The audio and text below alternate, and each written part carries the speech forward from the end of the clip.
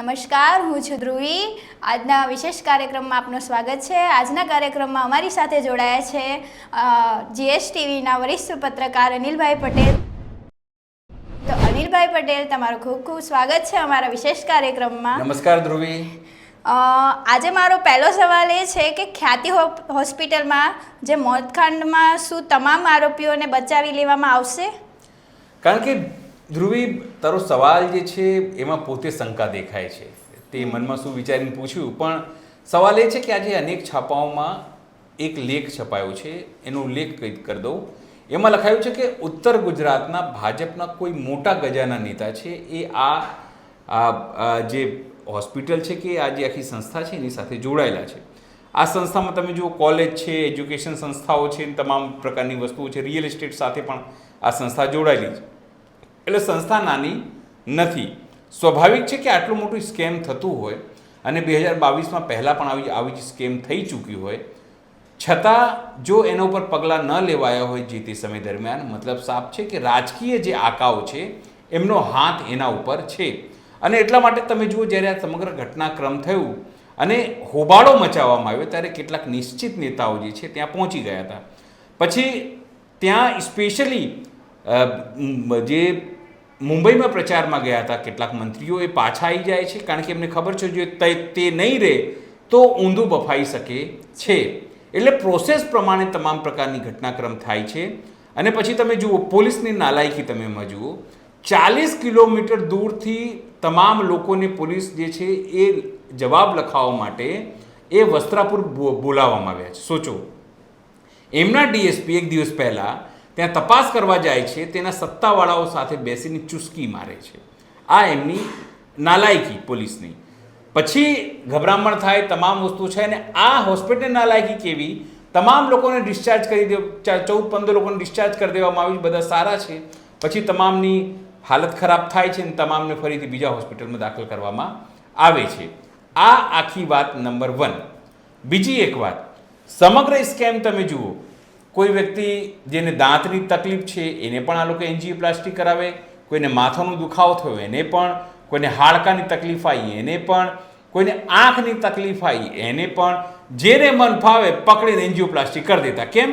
કારણ કે એ PMJYમાં આવતું હતું, એટલે પ્રધાનમંત્રી જે આયુષ્યમાન કાર્ડ છે એની અંદર આવતું હતું ને કરોડો રૂપિયા આ લોકોએ વસૂલ્યા, સરકારમાંથી વસૂલ્યા. કારણ કે સ્વાભાવિક છે, પણ એ પૈસા જે છે એ કંઈ એમના બાપના ઘરથી નહોતું આવતું કે સરકારના જે મંત્રીઓ આમાં સંડોવાયેલા હશે, અથવા તો જે નેતા આમાં સંડોવાયેલા છે, અથવા તો નેતાની જે ભાગીદારીની વાત આવે છે, કોઈ એમના ઘરથી એમના બાપના ઘરેથી પૈસા નહોતા આવતા. એ તમારા મારા જેવા સામાન્ય ટેક્સ પેયરના પૈસાથી એમને આ પૈસા મળે છે અને સામાન્ય લોકોની સુવિધા મળે એના માટે સરકારની યોજના છે. પણ આ લોકો ડૉક્ટરો નથી. ડૉક્ટરોના ભેસમાં આ લોકો, તમને કહી દઉં તો, કસાઈઓ છે. કસાઈઓ એટલા માટે કહું છું, કસાઈ તો કમસે કમ તમે જોયું નહીં, કસાઈ જ્યારે પણ કોઈ બકરાને હલાલ કરતો એ પહેલાં જઈને માફી માંગતો હોય છે કે ભાઈ હું તને હલાલ કરું છું કારણ કે મારું ઘર આનાથી ચાલે છે. એ પછી જ્યારે પતી જાય પછી પણ એ માફી માંગતો હોય છે કારણ કે એનો વ્યવસાય છે. એ ખુલીને કહે છે હું કસાઈ છું, મારી પાસે આવશે તો હું કાપીશ. પણ આ તમામ લોકો જે છે એ ડૉક્ટરોના ભેસમાં આ કસાઈઓ છે, રાક્ષસો છે, અને એમને ક્યારેય કોઈ માફી મળશે નહીં. તમને એક ઉદાહરણ તરીકે કહું કે જ્યારે મોત ના મળ્યું રાવણને અને એ રીબાતા હતા, કારણ કે તો માતા પાર્વતીએ પૂછ્યું મહાદેવથી કે તમે કેમ આમને મોક્ષ નથી આપી દેતા, કેમ આને રીબાવા માટે તમે છોડી દીધું છે? તો મહાદેવે કહ્યું કે પાર્વતી જુઓ, 2-3 પ્રકારના પાપ હોય. એક પાપ એવા પ્રકારના પાપ હોય કે તમે અનાયાસે ભૂલ કરી દીધું હોય, કે તમે જતા હોય ને કીડી આવી ગઈ અને મરી ગઈ, તમને ખબર ના હોય અને તમે એવું કોઈ કૃત્ય કર્યું જેનાથી બીજાને નુકસાન થયું, બીજાનું દિલ દુભાયું અથવા બીજાનું મોટા પાયે નુકસાન થયું, અકસ્માત થયું અને કોઈ મરી ગયું. એ તમામ પ્રકારના જે પાપો છે એ ક્ષમ્ય છે. તમે થોડો પશ્ચાતાપ કરો એટલે એ ક્ષમ્ય છે. બીજું એવું હોય છે કે એ જાણી જોઈને કરેલું પાપ હોય છે. જેમ કે કોઈ કસાઈ, કોઈને કાપ્યું કારણ કે મારું ઘર ચાલે છે, કોઈ હું જેને ચોરી કરું કે મારી મજબૂરી છે ચોરી કરું ને તો મારું ઘર નહીં ચાલશે, એ જાણી જોઈને એમને ખબર છે હું કરું છું પણ મારી મજબૂરી છે, એ થોડો વધારે પશ્ચાતાપ કરે, થોડું વધારે એને સજા મળે. પણ જો તમે પાપ કરો તમને ખબર છે તમે પાપ કરો છો અને તમે વેશ બદલીને પાપ કરો છો. આ તમામ ડૉક્ટરો છે ખબર હતી કે તમે ખોટું કરો છો, પૈસા માટે કરો છો અને ડૉક્ટરના વેશમાં કરો છો, તો આવા લોકોને ક્યારેય માફી મળતી નથી. કારણ કે આવા લોકો સમગ્ર ડૉક્ટર જે ફેટર્નિટી છે, જમાત છે, એને બદનામ કરે છે, એને ક્યાંક શંકાના દાયરામાં નાખે છે. તમામ લોકોના મનમાં હશે કે આ ડૉક્ટર જે છે ચીરતો હશે, આ ડૉક્ટર પૈસા કમાતો હશે, અમને ખોટી દવાઓ લખી આપશે, અમારું ખોટું ઓપરેશન કરી નાખશે. કારણ કે આ તમામ લોકો જે છે એ ખોટું નિદાન બતાવીને તમામ લોકોનું એન્જિયોપ્લાસ્ટી કરતા હતા. સવાલ એ છે કે સરકાર અત્યારે નાટક કરે છે. હું સ્પષ્ટપણે મારો આરોપ છે તમામને પકડવાનું કે અમે એફઆઈઆર કરીશું, 1 એફઆઈઆર કરીશું, 5 એફઆઈઆર કરીશું. સાહેબ, તમે ન્યાય આપવા માંગતા હો તો તમારે ન્યાય દેખાવું જોઈએ. પણ લોકોને પણ, હું 10 લોકોને પૂછું ને, આ પરિવારને પણ સરકાર ઉપર વિશ્વાસ નથી કે સરકાર યોગ્ય પગલાં લેશે. આ 10 લોકોને આજે તમે પૂછશો તે કહેશે કે ના ના, કોઈ પગલાં નહીં લેવાય, સરકાર માત્ર નુરા કુસ્તી કરે છે, દેખાડવાનો પ્રયત્ન કરે છે.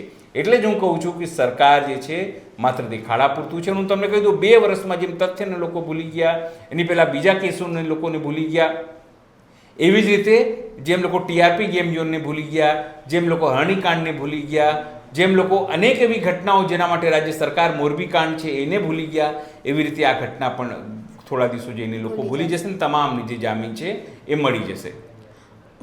અમદાવાદમાં, ભોપાલમાં જે રીતે 22 વર્ષના વિદ્યાર્થીની હત્યામાં પોલીસ કોન્સ્ટેબલને પકડ્યો છે, તે શું સૂચવે છે? જો 3 દિવસની અંદર હત્યારો પકડાઈ જવું એ આપણે એવું માની ચાલીએ કે ઉપરથી સૂચના હશે. કારણ કે બહારનો વિદ્યાર્થી હતો, અહીંયા આવે અને હત્યા થઈ જાય અને 3 દિવસ સુધી પોલીસ ન શોધી શકે, પોલીસની નાલેસી હતી. તમામ જગ્યાએથી પોલીસ ઉપર, તમામ જગ્યા ઉપરથી ગુજરાતની છબી સામે સવાલો ઊભા થઈ રહ્યા હતા કે બહારથી જે વિદ્યાર્થી અહીંયા ભણવા આવે છે એ સુરક્ષિત નથી. જો તમે એવી વાત કરતા હોય ગુજરાત સેફ છે, તો આ ઘટનાએ પોલ ખોલી દીધી ગુજરાતની સુરક્ષાની. કારણ કે જે દીકરાને અહીંયા ભણવા માટે કોઈ ફેમિલી મેરિટથી મોકલે છે, જે દીકરો હોશિયાર છે, એવું નથી કે કોઈ ચીલાચાલુ જગ્યા રહે, પોઝ વિસ્તાર બોપલ કહેવાય ત્યાં રહે છે, માયકા જેવી સંસ્થામાં ભણતો હોય અને એની હત્યા થઈ જાય અને એ હત્યામાં પોલીસ નીકળે. સાહેબ, તમે વિચાર કરો, જે પોલીસ ઉપર હવે તો સામાન્ય લોકોને વિશ્વાસ જ નથી રહ્યો, પણ જે પોલીસ ઉપર લોકોને વિશ્વાસ નથી રહ્યો, જે પોલીસ ઉપર હજુ પણ સામાન્ય લોકોને એવું લાગે છે કે ખાકી આવશે તો આપણી મદદ કરશે. હવે ખાકી કેટલી મદદ કરે છે આપણને ખબર નહીં, પણ ખાકી જે છે એ વિશ્વાસનો પર્યાય છે. ગરીબ લોકોને, સામાન્ય લોકોને લાગે છે કે એમની જોડે અન્યાય થશે તો એ પોલીસમાં જઈને કમ્પ્લેન કરી શકે છે. એવામાં જો તમને ખબર પડે કે આ પોલીસવાળા તો હત્યારો છે, આ પોલીસવાળા જેવા અનેક લોકો એ ભ્રષ્ટાચાર કરે છે, આવા લોકો દારૂના પૈસા લે છે, આવા લોકો તોડકાંડ કરે છે, એ શેઠો પાસે પૈસા લે છે, ડ્રગ ડીલરો પાસે પૈસા લે છે, તમામ વસ્તુઓ લે છે, આવા આરોપો છે, આવા તમામ પ્રકારના આરોપો છે. છતાં પણ પોલીસ તેને પકડી પાડે છે. એનું પ્રશંસનીય કામગીરી છે કે પોતાના વ્યક્તિને જ પોતાની આબરૂ બચાવવા માટે તેઓ પકડી લીધી છે. પણ એક છાપાએ લખ્યું છે, એના રિપોર્ટરે લખ્યું છે પ્રશંસનીય કામગીરી. ત્યારે હું ધ્રુવી કહું છું, પ્રશંસનીય કામગીરી શેની? પ્રશંસનીય કામગીરી તો એ ગટર સાફ કરતા સફાઈ કામદારની, જેને પૂરતા સુવિધા નથી મળતા છતાં તમારું મારું મેલું ઉપાડે છે, સાફ રાખે છે, આપણને બીમારીથી બચાવે છે. પણ એ સફાઈ કામદારની કોઈ પણ વ્યક્તિ નથી લખતો કે એણે જે છે એ સારું કામ કર્યું છે, એની પ્રશંસનીય કામગીરી છે. પોલીસ પણ એ જ કામ કરે છે, પણ પોલીસ રસૂખદાર છે, પોલીસ તમને મારી શકે છે, પોલીસ તમને જેલમાં બંધ કરી શકે છે. એટલા માટે તમે એની પ્રશંસા કરવા માટે મજબૂર થાવ છો કે કાલ ઉઠીને પોલીસ તમને ક્યાંક ઇન્વેસ્ટ. પણ ભાસ્કર જેવો ભાસ્કર અખબાર લખે પ્રશંસનીય કામગીરી, તો આપણને એના રિપોર્ટર ઉપર પણ શંકા જાય, એની નિયત ઉપર પણ શંકા જાય કે આ કેમ લખ્યું હશે. પ્રશંસનીય કામગીરી એમ ના હોય દોસ્ત, આ પોલીસનું કામ જ છે. પોલીસનું કામ તો એ છે કે હત્યા જ ન થવી જોઈતી હતી, પણ હત્યા થઈ છે, ગોતી કાઢ્યું છે, સારી બાબત છે. પણ પોલીસની ખાકી ઉપર આ વ્યક્તિએ, જે પઢેરિયા નામનો વ્યક્તિ છે, એણે કાળો ટીડો લગાવી દીધો છે. એ પોલીસ ક્યારેય ભૂસી શકશે નહીં. અને જ્યારે પણ કોઈ બાળક હવે બહારથી, યુપીથી, રાજસ્થાનથી કે વિદેશથી ભણવા આવશે, ત્યારે પ્રિયાંક જૈનનું ઉદાહરણ આપશે કે ગુજરાતમાં તમે સાચવજો, જોજો ત્યાં પોલીસવાળા હત્યારા હોય છે, તમે ખાલી બોલશો તો તમારી હત્યા કરી નાખશે. એના કરતાં તમે રાજસ્થાન જાઓ, એના કરતાં તમે મધ્યપ્રદેશ જાઓ, એના કરતાં તમે હરિયાણા જાઓ, પંજાબ જાઓ, નોઈડા જાઓ, કાશ્મીર જાઓ. ત્યાં કાશ્મીર જાઓ. હું એટલે માટે નથી કહેતો કારણ કે કાશ્મીર હજુ પણ શાંત થયું નથી, મણિપુર હજુ પણ શાંત થયું નથી. તો શું આપણે ગુજરાતની છાપ મણિપુર અને કાશ્મીર જેવા કરવા માંગીએ છીએ? તો આપને મુબારક, આપ લખો પોલીસની પ્રશંસનીય કામગીરી, કારણ કે પોલીસની કામગીરી કરવા માટે જે પગાર લે છે કંઈ ફ્રીમાં કે મફતમાં કામ કોઈ કરતું નથી. છતાં પણ ગુજરાતની છબી ખરડાઈ છે. ભવિષ્યમાં જો કોઈ સારો પરિવાર જે અહીંયા મોકલતા રહેશે તો આ છાપા મેળે વાંચ્યું હશે તો 50 વખત વિચારશે કે મારા છોકરાને હું ગુજરાત મોકલું કે નહીં મોકલું. અનિલભાઈ, મારો બીજો પ્રશ્ન એ છે કે વાવપેટામાં જે ચૂંટણીમાં અપેક્ષાઓ થઈ રહી છે, શું તેનાથી અલગ પરિણામ આવી શકે છે? જો ખાસ કરીને ધ્રુવી જે રીતે મહેનત થઈ અને કાલે જે રીતે સાંજ સુધી આવ્યું કે 70% ઉપર પરિણામો થયા છે, ત્યાં સટ્ટા બજારની વાત કરીએ તો આજે તો કેટલાક વિડીયો પણ વાયરલ થયા છે કે કેવી રીતે બોગસ મતદાન થયા. એમાં આપણો ચૂંટણી આયોગ કંઈ ના કરી શકે, કંઈ બોલશે બી નહીં, કંઈ પગલાં પણ નહીં લે. પણ સવાલ એ છે કે ત્યાં બીજેપી જીતનો દમ ભરતી, બીજેપીના તમામ જે નેતાઓ છે ત્યાં પહોંચ્યા હતા. કેન્દ્રીય મંત્રી પણ પહોંચ્યા, પ્રદેશ અધ્યક્ષ પણ પહોંચ્યા, લોકલ નેતાઓ પણ પહોંચ્યા અને સીએમ પણ પહોંચ્યા. અને જે ગુજરાત વિધાનસભાના પૂરા અધ્યક્ષ છે તો ત્યાં ડેરો જમાઈને બેઠા છે. એક વોટ, એક તમામ વસ્તુઓ જે છે એ એમને નજર પાસેથી ગઈ છે. એ ચૌધરીઓની વાત કરીએ, એ ઠાકોરની વાત કરીએ, એ રબારીની વાત કરીએ, એ દરબારોની વાત કરીએ, બ્રાહ્મણોની વાત કરીએ, દલિતોની વાત કરીએ, મુસ્લિમોની વાત કરીએ, તમામની. પણ હવે સવાલ એ છે કે શું ગેનીબેન પણ કહી શકે છે કે અમે જીતીશું? તો કદાચ નહીં. ગુલાબસિંહ પણ કહી શકે છે કે અમે જીતીશું? તો નહીં. સ્વરૂપજી કહી શકે છે કે અમે જીતીશું? તો નહીં. શું ત્યાં કોઈના લોકલ નેતા કહી શકે છે બીજેપીનો? તો નહીં. કેમ આવું? કારણ કે માવજી દેસાઈએ જે રીતે ટ્રાયેંગલ કર્યું અને ચૌધરીઓનો કેટલો વોટ એમના તરફ શિફ્ટ થયું છે એના ઉપર તમામ વસ્તુ છે. ત્યાંના જે સટ્ટા બજાર તમે જાઓ ત્યાં થરા હોય કે એ તમામ જે આખો વાવ હોય એ વિસ્તારમાં બહુ વધારે સટ્ટા બજારનું બજાર ગરમ છે. ત્યાં તમે કોઈને પૂછો કે કોણ જીતે છે, તો એ લોકો પણ કહે છે, સ્પષ્ટપણે કહી શકતા નથી કે કોણ જીતે છે. એટલે ખૂબ ખીચડી થયું છે. પણ જે લોકલ નિષ્ણાતો છે એમનું માનવું છે કે કોંગ્રેસને થોડું વધારે પડતી એજ એટલે ફાયદો, એ થોડી પડતી એજ એને લાગે છે. એ આગળ નીકળી શકે છે. જીતનો માર્જિન પણ હશે તો થોડુંક જ હશે, બહુ વધારે હશે નહીં. પણ એમાં શું કોઈ સવાલ એ છે કે ઈવીએમમાં ખેલ થયો છે કે કેમ? શું પૈસા વેચાયા છે અને પૈસા લીધા પછી પણ જો વોટ બીજેપીને નથી મળતું અથવા તો દારૂ પીને પણ જો મતદારો આપે છે કે કેમ? એ ધ્રુવ એક મોટો સવાલ છે. અને એટલા માટે જ તમે જુઓ જાતિગત સમીકરણો પ્રમાણે જો તમે માગ કરશો તો સૌથી વધારે ઠાકોરો, એના પછી ચૌધરી, એના પછી રબારીઓ, એના પછી દરબારો, મુસ્લિમો, દલિતો, એ તમામ લોકોની લાઈન છે એક પછી એક. વોટ પર્સન્ટેજ કોનો વધે છે? તો કોંગ્રેસનો વધે છે. છતાં પણ જો મેનેજ થઈ હોય તમામ વસ્તુ, પોલીસ ઉપર જે રીતે આરોપો લાગ્યા, પૈસા વેચાયા કે કેમ આપણને ખબર નહીં, પણ આરોપો લાગ્યા કે બીજેપીએ ખૂબ પૈસા વેચ્યા, સામે કોંગ્રેસે પણ જેની એને અનુકૂળતા એ હતી. આના ઉપર કહેવાય છે કે જે ગેનીબેનનો વટ છે વાવમાં એ રહેશે કે નહીં, એ એક બી મોટો સવાલ છે. કે પછી સ્વરૂપજી જે છે એ પોતાના બળે જીતે છે કે પાર્ટીની જે સંયુક્ત મહેનત ત્યાં કામે લાગી છે એ જીતે છે? તમામ વસ્તુઓ જોવા જેવી બાબત છે, ખીચડી બાબત છે. પણ અત્યારે પણ ધ્રુવી લોકો ત્યાં એવું કહે છે કે કદાચ માઇનોર એજ જે છે એ ત્યાં હજુ, એટલે કે ફાયદો જે છે, જે બાજી છે એ કોંગ્રેસ તરફ દેખાય છે.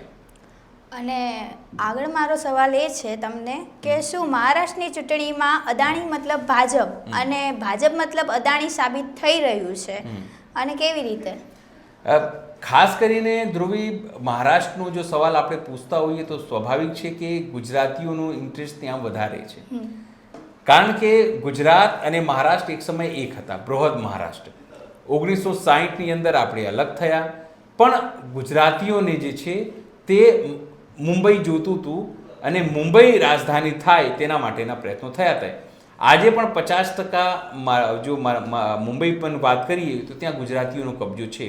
એના ફાઇનાન્શિયલ સંસ્થાઓ છે, એના ઉપર શેર માર્કેટ ઉપર તમામ જે કપડાં બજાર હોય કે બીજી ઇન્ડસ્ટ્રીનો પણ ગુજરાતીઓનું જે જ્વેલરી બજારમાં તમે જતા તો તમને ત્યાં ગુજરાતીઓ દેખાઈ આવે, એમનો કબજો ફાઇનાન્શિયલ રીતે દેખાઈ આવે. હવે ધીમે ધીમે અદાણીની ત્યાં એન્ટ્રી થાય છે અને પછી ધારાવીનો એક પ્રોજેક્ટ એમને મળી જાય છે. એ સિવાય સોલ્ટ પેનની વાત કરી, આજુબાજુની જમીનની વાત કરી, બધી જ એમને આપવાની વાત થાય છે. અને પછી એવામાં અજીત પવારનો એ દાવો કે 2019માં જ્યારે સરકાર બદલવાની કે તોડવાની વાત ચાલતી હતી અથવા એની સાથે જવાની મારી વાત ચાલતી હતી, એ બેઠકની અંદર અદાણી પણ હતા.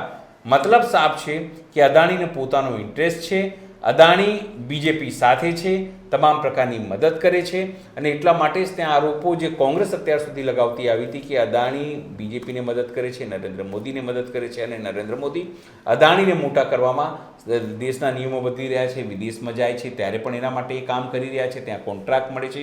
એ આરોપોમાં ક્યાં દમ છે? પણ આનું નુકસાન શું છે કે જો આ વસ્તુ સાબિત થઈ રહી છે અને આ વસ્તુ મરાઠાઓમાં અને મહારાષ્ટ્રમાં સ્પ્રેડ થાય જન સુધી કે આ તમામ વસ્તુ તોડવામાં અદાણી પણ છે, તો પછી લોકો બીજેપીને વોટ નહીં આપે, બીજેપીથી લોકો અળગા થશે.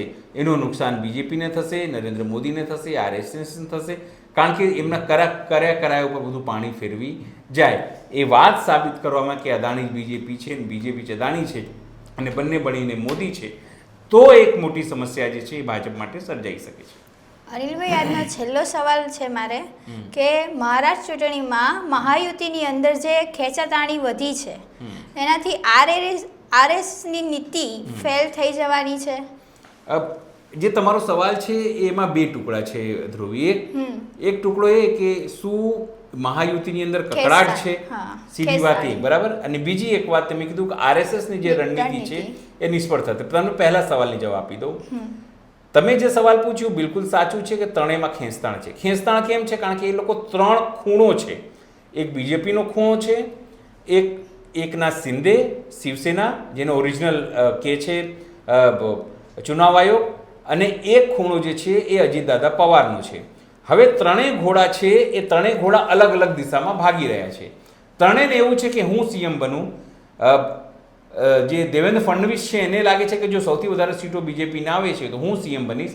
એકના શિંદે ઈચ્છે છે કે બીજેપીને સીટ તો મળે પણ એટલી જ મળે કે મારા સહયોગ વગેરે જીતી શકે નહીં અને કાલ ઉઠીને હું બાર્ગેનિંગ કરી શકું, અને એટલા માટે જ એમણે પોતાના જે બાગી ઉમેદવારો છે એ બીજેપીની સામે ઊભા રાખ્યા છે.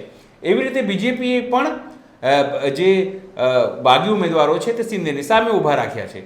હવે આ બંને સેટ થાય ન થાય, પણ અજીતદાદા પવારને એવું છે કે જો હું હારું અથવા મારી ઓછી સીટ આવશે તો આ લોકો મને તગેડી મૂકશે. એટલે એમની પણ જે એમનો આખો પ્રયાસ એવું જ છે કે આ બંનેની સીટો એટલી જ આવે જેમાં હું ફિટ થઉં અને હું કોઈ સારો હું સીએમ તરીકે જાહેર થઉં અથવા તો હું કોઈ બાર્ગેનિંગ કરી શકું.